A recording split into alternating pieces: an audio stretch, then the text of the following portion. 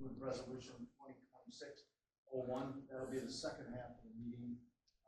We will start out obviously with the topic du jour today, but certification of compliance with open meeting laws. Yes, the agenda was kindly posted. Okay, roll call. Martins? Here. KFC? Here. Pledge of allegiance. I pledge allegiance to the flag of the United States of America and to the republic for which it stands, one nation, under God, indivisible, with liberty and justice for all. Okay, again, thanks everybody for coming out. Just a couple comments first. We would ask that everybody treat everybody in this room with respect, especially our guests, we will have them introduce themselves from the county, state, various agencies that were kind enough to come out and talk to us and answer your questions tonight. So please be respectful. Please ask your questions. We will limit the time for individuals so we can give as many people of the ability to talk and ask questions to 2 minutes. So other than that, if anybody does isn't respectful or starts anything other than that, we reserve the right to have them removed from the meeting. So please let's not go there. I don't think we will go there as a group, but just in case. So let's just all be on our feet. I mean, are you close? Yeah. So over the last 10 days, I generally have kind of been the default point of contact for the town board. Sat in on several, I'm going to say staff level meetings between DATCAP, DNR, Wisconsin Emergency Management, several department folks from Jefferson County. And while this is the third time this has happened in our community, this is the first time that we've been able to get everybody in one room with representatives who have been triaging this both from the operational and ownership standpoint, as well as from the regulatory, and trying to partner with the town folk so that we can relate to you guys, organize, and try to get some information out there. So to Chairman Martin's point, the last time that we met last year, everything was very cordial. We're hoping the same would happen tonight. We're going to go around the room for anybody who hasn't had opportunity to ask a question after everybody is done. We're going to go a second time. We've got 90 minutes of this meeting dedicated. At that point, we're going to move on because this is an actual monthly town board meeting. So hopefully by that point, we can ask a question, get an answer, ask a question, get an answer, and keep volleying through the crowd and the people that are here tonight. If there's additional questions that you have, you can reach out to us. There's also a hotline that DATCAP has set up through press releases that they have. They are your best point of contact for that information as far as the avian influenza response itself specifically. Above and beyond that, our partners at Jefferson County were organized enough at the onset of this, and they, excuse me, I have to let one more person in the meeting here. They were organized enough to put together a list of 34 questions. Okay? Can you hear me better if I sit over here?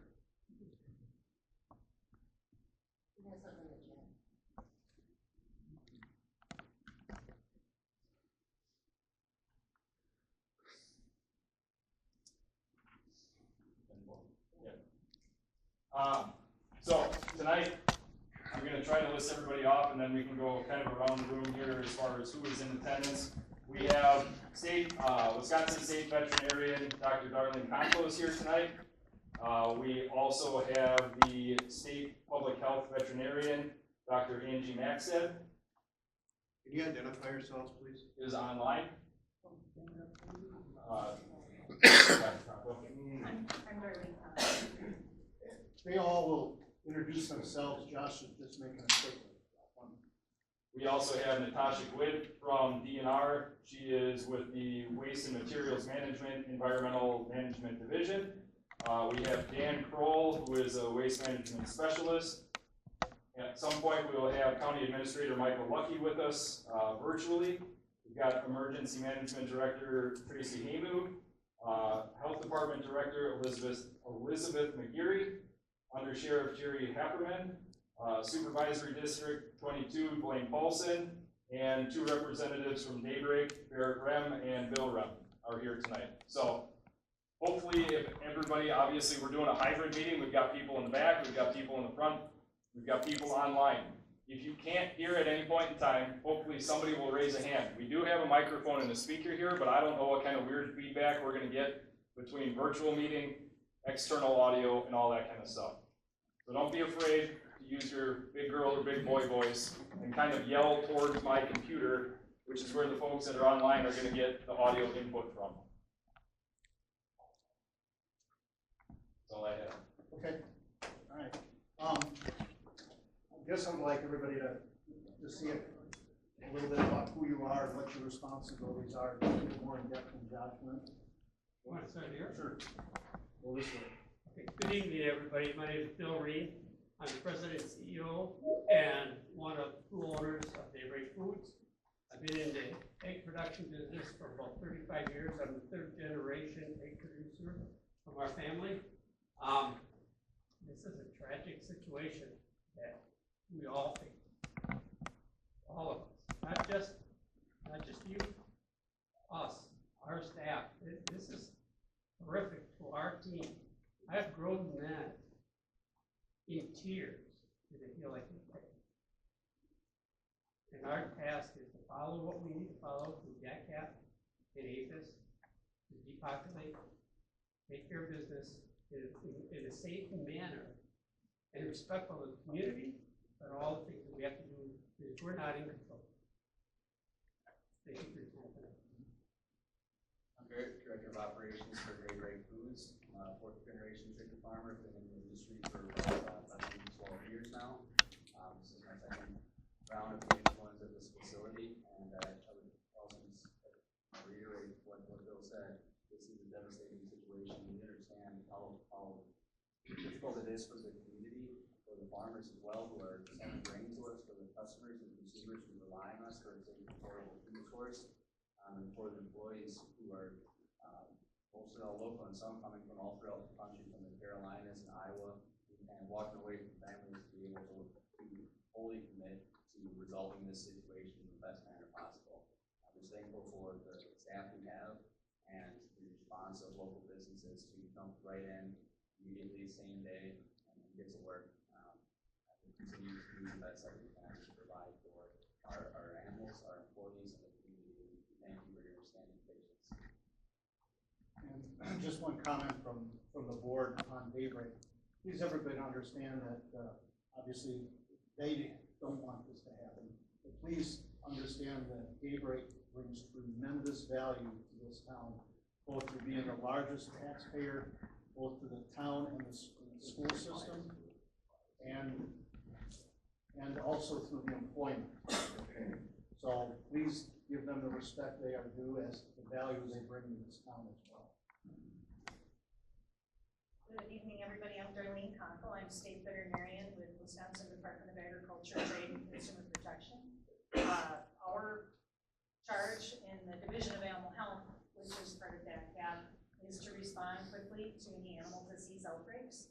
So here we are dealing with a case of highly pathogenic avian influenza in these flocks, and that is, has been stated, a devastating disease for the birds themselves and for those working with them from an economic standpoint. The virus is highly pathogenic. It affects birds very quickly. They die very quickly. So in our response, and we work closely with DNR, with the Department of Health Services, and with USDA APHIS, is to manage and control the disease and prevent spread as quickly as we can. So those activities do involve, with this disease, depopulating the infected birds, and undergoing disposal operations to avoid any disease spread. And then following that, there's a period of cleaning and disinfection and virus elimination. So our goals are to work closely with the company, to work closely with our response partners, and to try to communicate well, and again, respond quickly, safely, and efficiently to control the virus and prevent any further spread. I'm Natasha Glitt. See you guys back there. I'm a field operations director for the Waste and Materials Management Program from my job, simply put, is I oversee things in your state that need to be disposed of that doesn't go down a drain. So recycling, landfills, bird carcasses, composting. And we work in partnership with DADCAP, USDA, and APHIS for items related to everything that needs to be disposed of correctly when there is an avian influenza outbreak. And part of that, we do have some permits out there, and we'll probably talk about that and have some questions about that, but thanks so much for having us. Hi everyone, I'm Dan Kroll. I'm a waste management specialist in the waste and materials management program for the DNR. I'm also a compost subject matter expert relating to animal carcass disposal. This is the third time that I've worked this response. I work very closely with the DADCAP subject matter expert and spend a lot of time out in the field actually monitoring and making sure that windrows are constructed according to protocol and they are properly functioning. I'm Elizabeth McGarry. I'm the Director and Health Officer with the Jefferson County Health Department. The Health Department's primary role and responsibility is to monitor the employee health. So any of the individuals that are working with infected materials, although the risk remains low of it being transmitted, our responsibility is to make sure that those folks are not getting sick. If they're showing symptoms, we then connect them with testing. After the last outbreak, our role has kind of shifted and evolved, and we started our water monitoring plan in partnership with some other state agencies, and we also implemented air quality monitoring just based off of the concerns that we received from the government. I too, along with Dan and I believe Dr. Kunkel, have been through this response since 2022 as well. So the first time we had it, we was highly positive.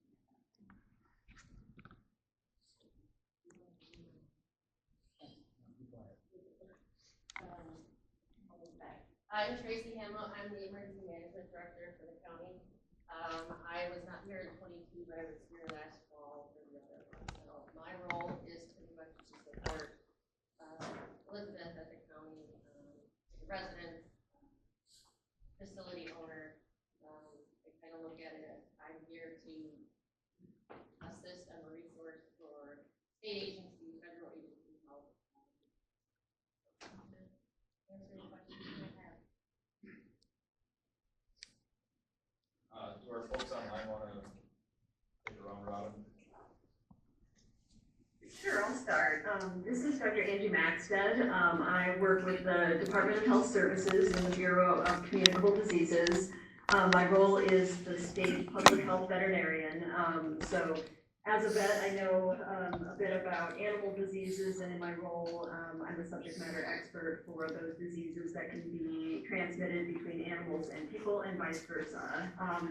So overall, the role of Department of Health Services is supportive in the situation where we're supporting the local health department, Jefferson County Public Health, in this, and have been working really closely with them and our partner agencies, DADCAP and DNR, on the situation. We are providing disease-specific expertise, guidance, maintaining routine disease surveillance for influenza, providing guidance on PPE use, supporting the symptom monitoring of those who have been in contact with infected animals.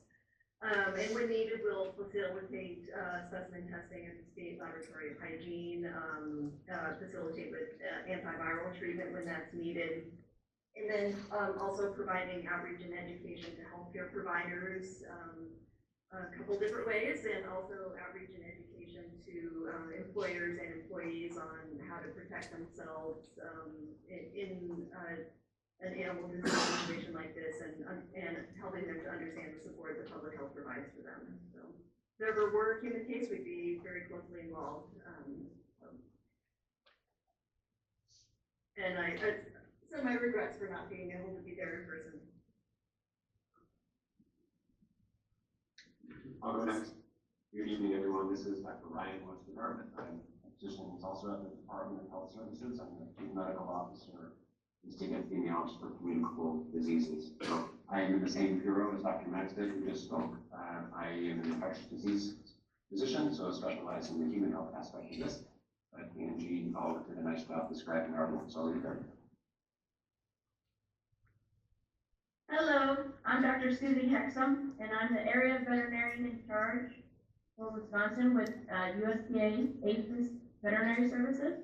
And our mission is to safeguard the ag industry, and we're responding to any animal disease emergency response and outbreaks. And we're here to provide support to the state and to the producers. And we provide indemnity for the producers to try to compensate them economically for the hardships that they're going through battling this disease and protecting our ag industry.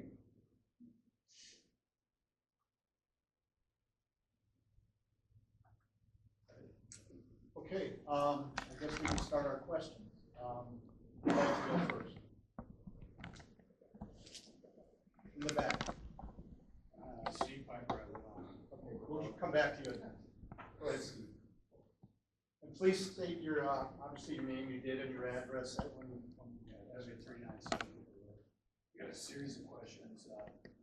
Number one, who's going to pay for the township road? That all being described. Question for Daybreak Foods. Steve, sorry, could you stand, please? Sorry. Question for Daybreak Foods. If there's an outbreak in Lake Mills, are the chickens coming here also? So two-part question there, I answer both of them. As far as Ion Road is concerned, we're under weight restriction right now. All trucks are being weighed out on a certified scale to ensure we're in compliance with the weight restriction. We have voluntarily reached out to the town to discuss a collaborative effort to make sure that the road is in good repairs and good conditions. Our goal is always to leave an area better than we found it. To your second question regarding the Lake Mills facility, we're doing everything in our power to make sure that this disease is not spread any further, and it's our hope and our goal to make sure it does not. If it were to spread any further, no, we would not be hauling down to the road or to the road. Okay. So a little bit more on the road question. Michael Lucky, he's not on the phone yet, but he's the county administrator. He's advised me and Josh Brown are aware of this too. He has met with our Senator Tammy Baldwin, and he's working to get LRIP money to repair any road damage. We'll see if that comes to fruition, but the road damage out there is one of our top priorities to make sure it gets fixed, replaced, whatever it ends up being. Fundamentally, Steve, each case is handled independently and analyzed. Where's the best location to manage and deal with it? In some locations in Iowa, they can vary the, but the water table is so high here in Wisconsin, we have the conflict. We want to protect rural water. And so yeah, something happens like those, we're gonna find an outlet close by. We don't want to alter and potentially spread the disease further than what we have. Okay, question for the DNR. We had the bird flu. We purchased 1,400 acres. They're bordering Daybreak Foods, and I'd be pissed about Daybreak Foods because they turned it into a bird sanctuary. So, I mean, there's a probable cause that, that bird flu is coming from that wild birds are, the geese are flying over and robins and stuff like that. I was wondering if the DNR plans on converting that back over into farmland, cropland. Can I answer that? Yeah. I know these folks in DNR are in a position. Shortly after we purchased the farm a little over a year ago, is when we found out and discovered that the DNR was converting the 1,700 acres, 1,800 acres next door to us into a wetland sanctuary. We immediately started contacting the state and federal authorities to try to work in tandem with them. We had some meetings of minds, but what we're finding is that what we tried to work out isn't working.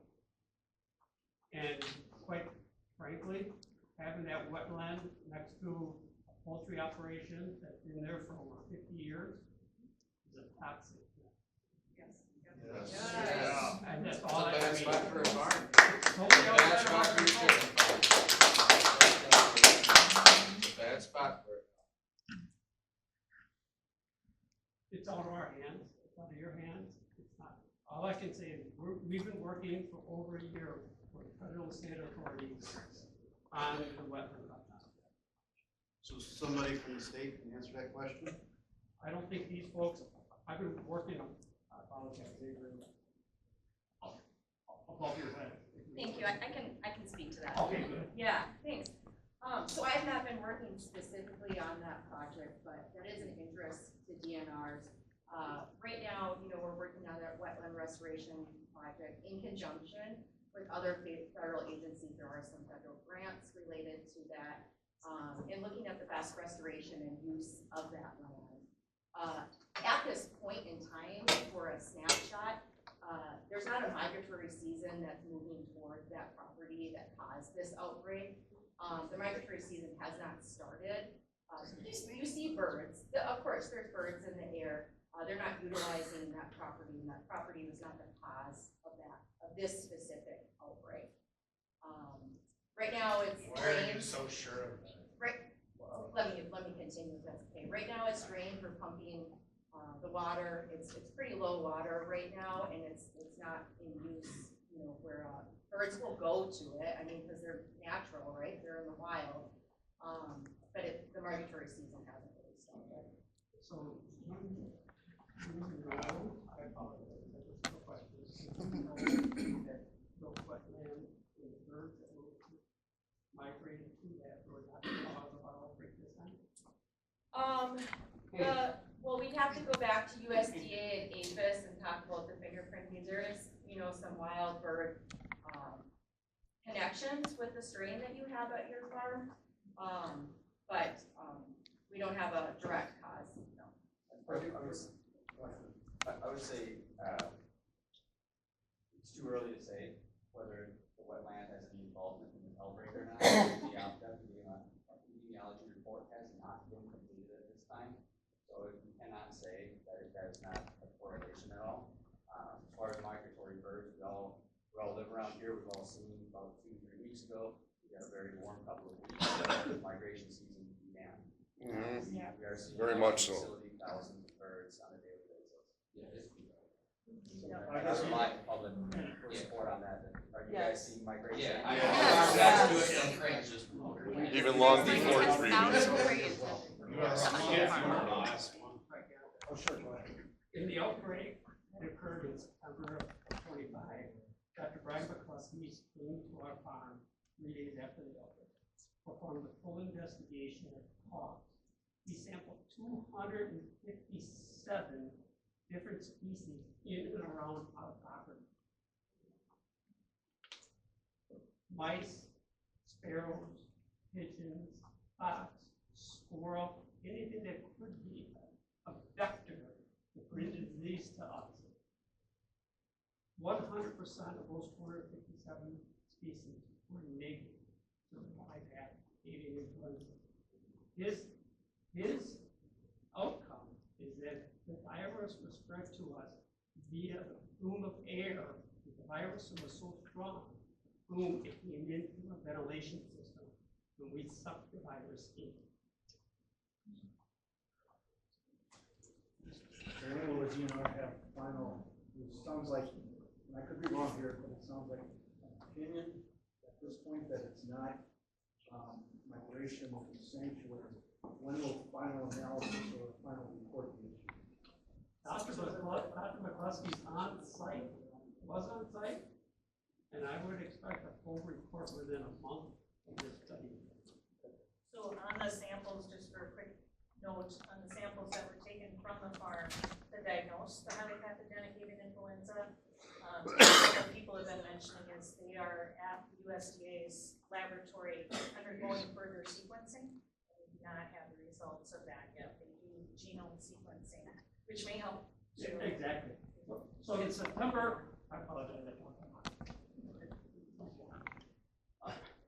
In September 25 outbreak, the genome sequencing, based on, I'm a business, I'm a chicken farmer, I'm not a scientist, so I'm gonna follow that with my term.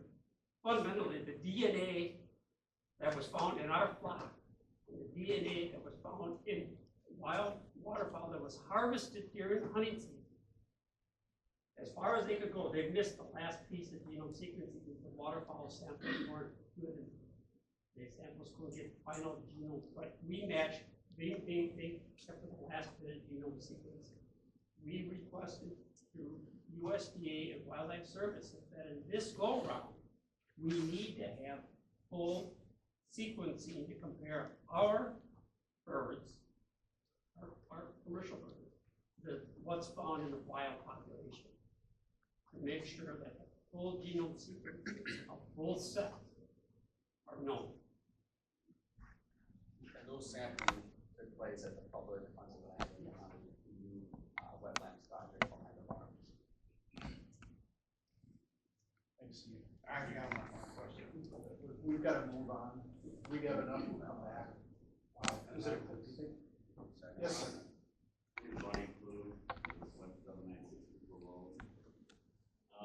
I got a few questions. Some of it might have got answered a little, but one, where do you get your chickens? I mean, are you bringing bad chickens again? We buy a Dale genetic stock and they're grown on Highway 57 in that public park. So they're from here. Yes. Our chickens are grown at the facility, and all the Dale chicks that we buy have to have testing for various diseases. Avian influenza is one of them that has to be tested in the bird immediately before transport to our facility, even at Dale. And movement of commercial flocks requires avian influenza testing prior to movement off the facility. Well, it just seems kind of odd that this is happening so often. I just don't know if it's something that's not being done, you're not taking good enough care or what. I mean, it's like, it hasn't even been a year, it's less than a year, what, 6 months or something, since you guys have been for $3 million, something going over there. It stinks, it's rotten, it's just horrible when that starts kicking in. And there still was steam coming off some of your piles already. Can we establish or sustaining that much chickens constantly happening? I mean, let's say that 3 months from now, you're not gonna do it again and again and again. Is there not another property you can bounce from? So Dr. McCluskey, who was on site in September, is on site again this year, performed a full investigation. Dr. McCluskey was on site in September, on site again this outbreak at Cold Spring, did a full investigation. In his words,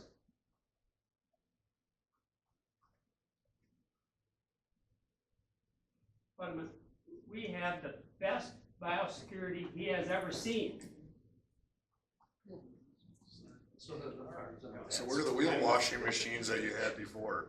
Pardon? Where are all the wheel washing machines that Alder had there the first time that you didn't have the second, third? Sorry.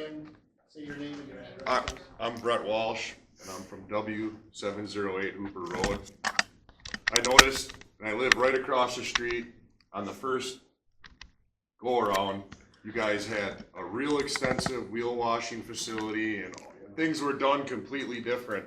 The last 2 times, things have been dropped and being forgotten about. Like the second time you didn't have a wheel washing machine, Alder wasn't there. You didn't have all the water abatement that you had the first time as well as this time. I'll address that. We do. We do have water abatement at all facilities.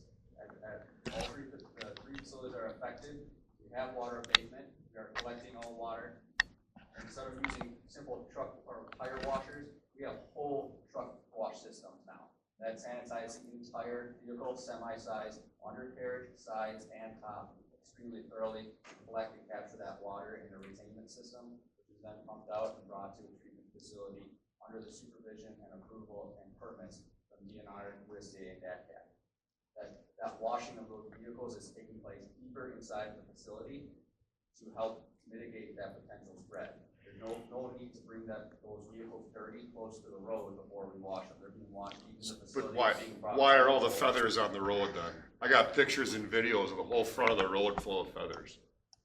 If everything's supposed to be clean and done just like you're telling me, why is the road full of feathers?